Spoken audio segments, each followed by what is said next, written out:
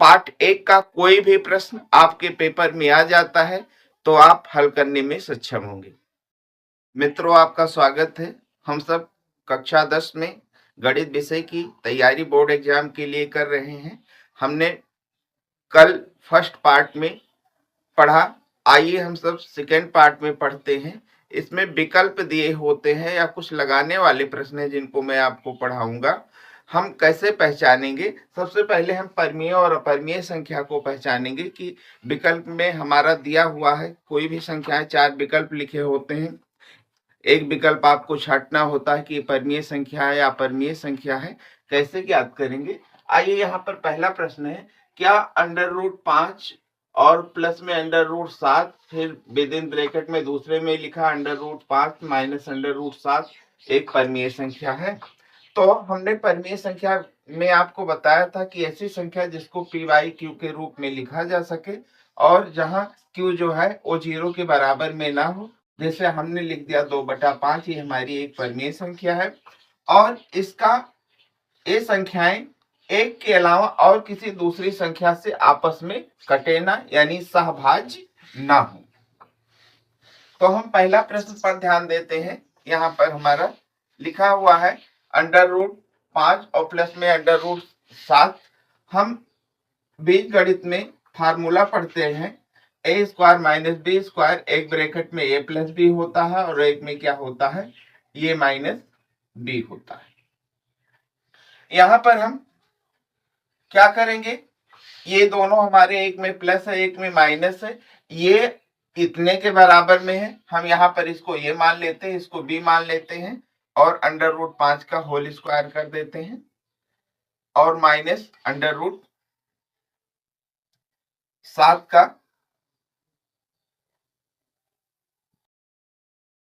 Whole square कर देते हैं।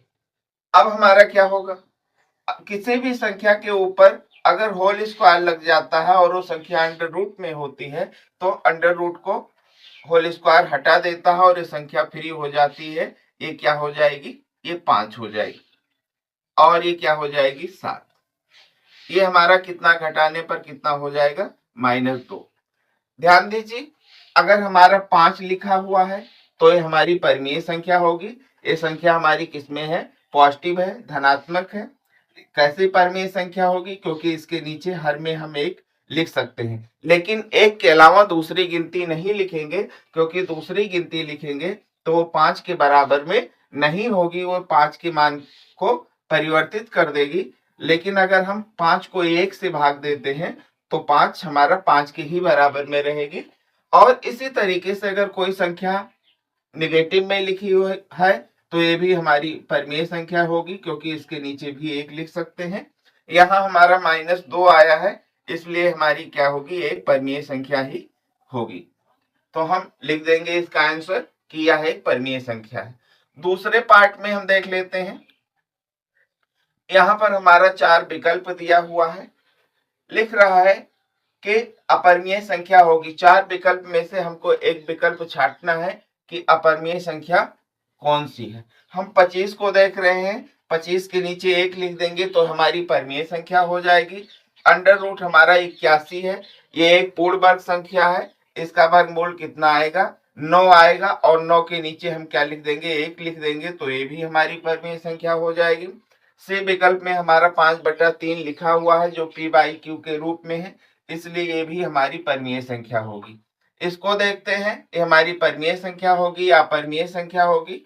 हम सबसे पहले 5 हमारा एक पूर्ण संख्या है और √2 का हम जब वर्गमूल निकालते हैं तो ये 1.4 आएगा। अगर हम इसको जोड़ते हैं तो हमारा 6.4 हो जाएगा, जो कि एक दशमलव संख्या है। अगर हम इसके नीचे 1 लगाते हैं और 0 बढ़ाते हैं तभी इसको हम पूर्ण संख्या में नहीं व्यक्त कर सकते हैं, यानी हमारी अपरमीय संख्या क्या होगी, 5 + √2। विकल्प डी हमारा सही होगा। प्रश्न नंबर 3 है, परमीय संख्या होगी, √9 है, इसका वर्गमूल 3 आएगा, इसलिए हमारी ये क्या होगी, परमीय संख्या होगी। √3 हमारा एक परमीय संख्या नहीं होगी, क्योंकि इसका वर्गमूल हमारा 1.7 करके आगे बढ़ता रहेगा, आएगा। 0.1 को का वर्गमूल निकालते हैं तो इसका भी वर्गमूल नहीं निकलेगा, क्योंकि अगर हम यहाँ से दशमलव हटाते हैं तो यहाँ 10 हो जाएगा और 10 एक पूर्ण वर्ग संख्या नहीं जबकि एक है, इसलिए हमारा जो है ये भी हमारी परमेय संख्या नहीं होगी।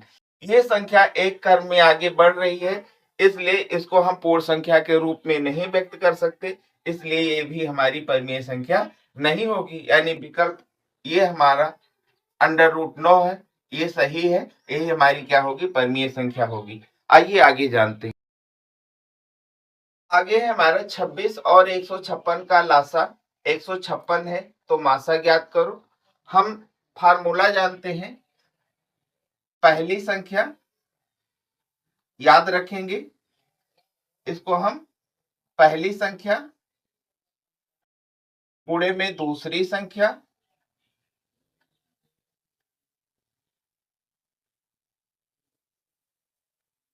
बराबर में लासा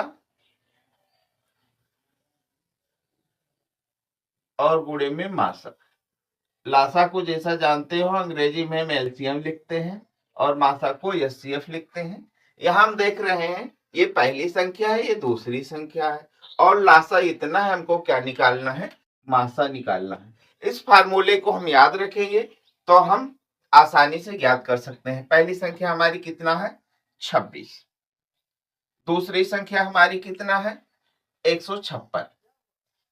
लासा हमारा कितना है, 156। हमको मासा ज्ञात करना है। बीच में इक्वल टू का साइन पड़ा हुआ है, जो चीज इधर गुणा करेगा इधर आके क्या करेगा, भाग करेगा, तो हम मासा को इधर रोक लेते हैं, इसलिए मासा बराबर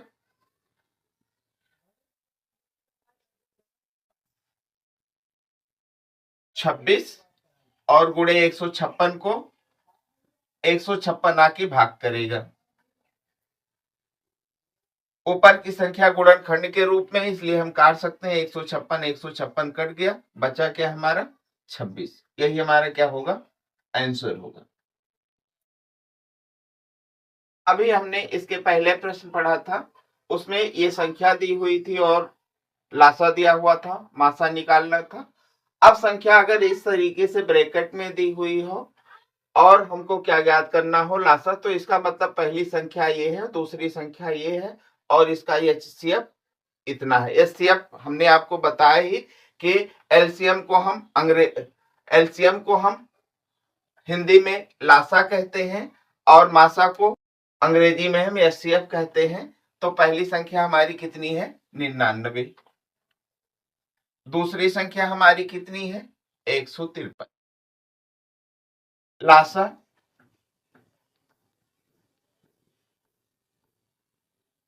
मासा हमारा कितना दिया हुआ है, 9 दिया हुआ है। 9 को हम इधर लाके इस संख्या को भाग करवा देंगे, हमारा लासा निकल आएगा, इसलिए लासा बराबर में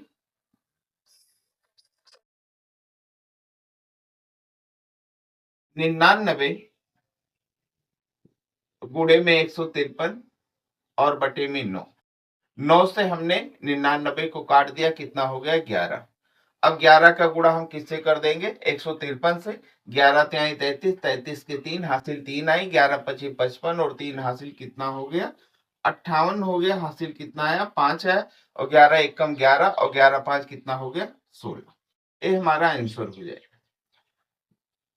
यहाँ ध्यान देना, अगर मान लो यहाँ पर हमारा लासा भी दिया हो, मासा दिया हो और एक संख्या दी हुई हो, तो हम दूसरी संख्या निकाल सकते हैं, या दूसरी संख्या दी हुई हो, लासा दिया हो, मासा दिया हो, तो हम पहली संख्या निकाल सकते हैं। इन चारों चीजों में से अगर 3 चीज हमारा दिया हुआ है तो हम चौथी चीज को ज्ञात कर सकते हैं। आइए आगे बढ़ते हैं। प्रश्न पत्र में पूछा गया है कि 140 का अभाज्य गुणनखंड ज्ञात करो। इसके स्थान पर और कोई दूसरी संख्या हो सकती है, 140 के स्थान पर।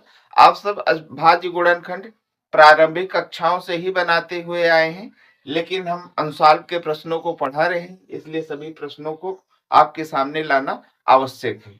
हम 140 का अभाज्य गुणनखंड कैसे बनाएंगे, ऐसे लिखेंगे। सबसे छोटी संख्या क्या होती है, 1 होती है, लेकिन 1 से काटने पर वही संख्या हमको प्राप्त हो जाती है। हम देखेंगे ये संख्या 2 से कटेगी, ये संख्या 2 से कटेगी क्योंकि इसके पीछे क्या है, 0 है। 2 से काटा हमने, कितना आया, 70। क्या अभी भी यह संख्या 2 से कटेगी? हाँ कटेगी, क्योंकि इस संख्या के पीछे 0 है। जिस संख्या के पीछे 2 होता है, 4 होता है, 6 होता है, 8 होता है या 0 होता है, वो संख्या हमारी 2 से कटती है। हमने काटा ही, हमारा कितना हो गया, 35। अब ये संख्या हमारी 3 से कटेगी, 3 के पहाड़े में 35 नहीं आता, नहीं कटेगी। ये संख्या हमारी अब किससे कटेगी, 5 से। 5 से काटा तो 5 सते 35, और फिर 7 खुद 7 से कटेगी। हम कैसे लिखेंगे इसको, प्रश्न पत्र में हम इस तरीके से एक तरफ ऐसे हम अभाज्य गुणनखंड बनाएंगे और एक तरफ हम ऐसे लिख देंगे 140, 2 गुणे 2 गुणे में 5 और गुणे में 7। आइए आगे के भी प्रश्नों को जानते हैं। वह छोटी से छोटी संख्या ज्ञात करो जिसे 35, 56 और 91 से विभाजित करने पर 7 शेष बचता है। अगर छोटी से छोटी संख्या के लिए बोल रहा है तो दी गई संख्या का हम क्या निकालते हैं, एलसीएम निकालते हैं, लघुत्तम समापवर्तक निकालते हैं। आइए हम क्या करते हैं, इसका एलसीएम निकाल लेते हैं। सबसे पहले हम क्या करेंगे, यहाँ 2 से कटने वाली संख्या क्या है, 56 है, काटेंगे।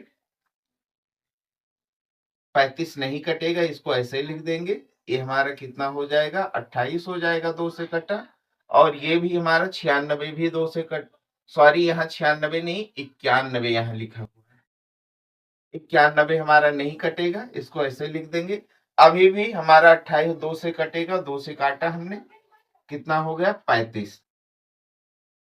14 और 91, अभी भी 14 2 से कटेगा, हमने काटा, ये हमारा क्या हो गया, 35 हो गया, ये 7 हो गया, ये हमारा 91 हो गया। अब हम देखेंगे 3 से कटने वाली कोई संख्या है, 3 से कटने वाली कोई संख्या नहीं है। अब किससे कटने वाली है, 5 से कटने वाली संख्या है। वो कौन सी संख्या है, 35 है। हमने 5 से काटा, 5 सते 35, ये 7 नहीं कटा, 91 भी नहीं कटा। अब यहाँ पर 5 से भी कटने वाली संख्या नहीं बची है। अब हम 7 से देखेंगे तो 7 से हमारी तीनों संख्याएं कटेगी। कैसे, 7 एकम 7, 7 एकम 7 और 7 एकम 7, 7 त्रिक 21। अब यहाँ संख्या किससे कटेगी, 13 से कटेगी। 1 1 1 हो गया। अब हम क्या करेंगे, इन संख्याओं को हम लिख लेंगे 2 गुणे 2 गुणे 2 गुणे 5 गुणे में 7 और गुणे में हम क्या करेंगे, 13 लिख लेंगे। हम क्या निकाल रहे हैं, हम लासा निकाल रहे हैं। कितना हो जाएगा, 2 दूनी 4, 4 दूनी 8, 8 पंचे 40 और 40 सत्ते हमारा कितना हो जाएगा, 40 सत्ते हमारा हो जाएगा 280। और 280 का गुणा हमने 13 से कर दिया, 13 जी का गुणा 0 से हुआ तो 0 हो गया, और 13 अट्ठे 104 कि 4 हो गया, हासिल 10 आए, और 13 दूना 26 और 10 हासिल 36 हो गया। अब हमारा कितना आया, 3640 इसका लघुत्तम आ गया।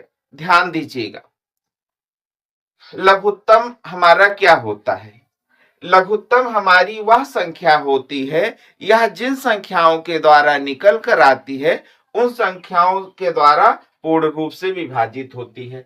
अगर 3640 को हम 35 से भाग देंगे तब भी शेषफल 0 आएगा, 56 से भाग देंगे तब भी शेषफल 0 आएगा, 91 से भाग देंगे तब भी शेषफल हमारा क्या आएगा, 0 ही आएगा। लेकिन यहाँ कह रहा कि 7 शेष बचे, तो हम क्या करेंगे, इसमें 7 जोड़ देते हैं। अब हम जब भी भाग देंगे 35, 56 या 91 से, तो 7 हमेशा शेष बचेगा, हमारा क्या हो जाएगी, 3647। संख्या हमारी छोटी से छोटी क्या प्राप्त हो गई, 3647। ये प्रश्न आपके इस तरीके से लगाने के लिए भी आ सकते हैं और ये प्रश्न आपके ऑब्जेक्टिव टाइप के भी आ सकते हैं। आइए आगे के प्रश्नों को पढ़ते हैं।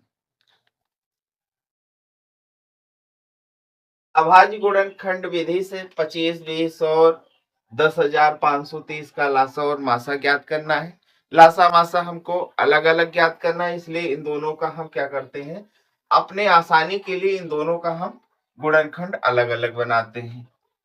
25 20 काट रहे हैं हम, इसे 2 से काटेंगे, 2 एकम 2, 2 दूनी 4 और 2 छक 12 और 0, फिर 2 से हमने काटा, 2 छक 12, 2 तिहाई 6 और 0 लगा दिया, फिर 2 से हमने काटा, कितना हो गया 3 और 1 और कितना हो गया 5। अब ये संख्या हमारी किससे कटेगी, 3 से कटेगी। 3 एकम 3 हो गया, लेकिन अब हमको दो संख्या उतारनी पड़ेगी, इसलिए हमने यहाँ पर 0 बढ़ाया और 3 पचे 15। अब देखेंगे ये भी, अब भी हमारी ये संख्या 3 से कटेगी। 3 से काटा हमने, 3 त्रिका 9 और 3 पचे 15, फिर हमने 5 से काटा, कितना आया 7 और 7 हमारा 7 से कट गया। आइए इसको काट लेते हैं, 10,530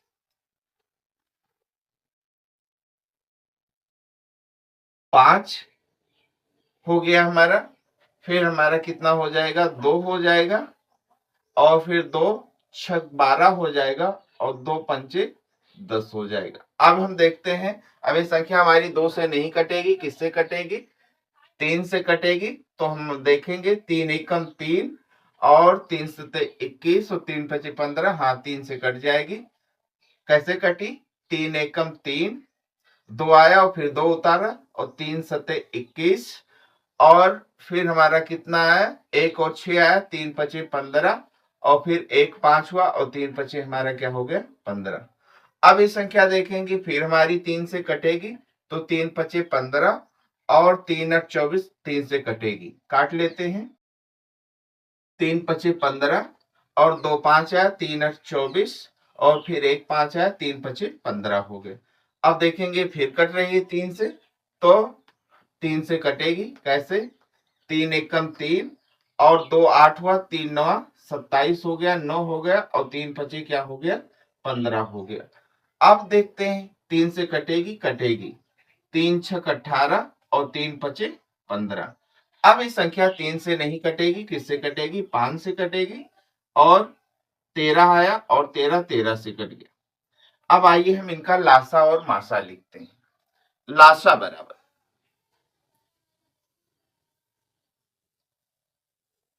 हम देखते हैं इसमें कितना 2 है, दोनों संख्या में 1 2 है, इसलिए इसको एक बार लिखा, और 2 नहीं है इसमें, 2 2 इसमें नहीं है, इसलिए इसको भी लिख दिया, 2 गुणे में 2। यहां देखते हैं कितना 3 है, 2 3 है और यहां पर 3 3 है, तो 2 3 को हम एक बार लिखते हैं और एक 3 का जोड़ा इसमें नहीं है, इसलिए हम क्या करते हैं 3 को भी लिख लेते हैं। देखते हैं 5 और 5 दोनों में है, इसलिए 5 को एक बार लिखते हैं और 13 और हमारा 7 इसमें एक बार है, इसमें नहीं, 7 को भी लिख लेते हैं और फिर हम क्या करेंगे 13 को भी लिख लेंगे। अब हम क्या करेंगे, इनका गुणा करके हम लिख देंगे, 2 दूनी 4, 4 दूनी 8, 8 त्रिक 24, 24 तिया 72 और 72 तिया हमारा कितना हो जाएगा, 72 तिया हमारा हो जाएगा 6 और 3 सते 21, 216 हो गया। फिर हम क्या करेंगे 5 से गुणा कर देंगे,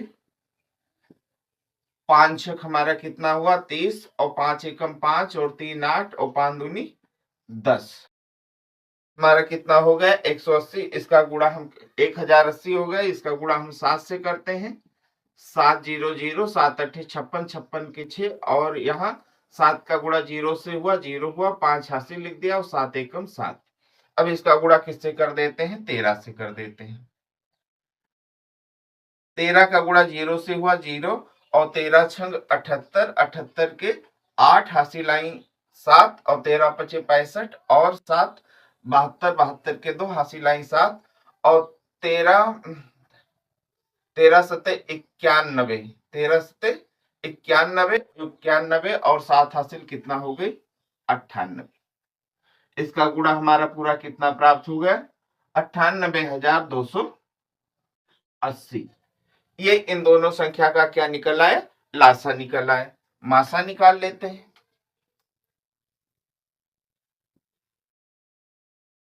जो संख्याएं दोनों में है केवल उन्हीं को लिखेंगे, 1 2 दोनों में है इसलिए 1 2 लिखेंगे।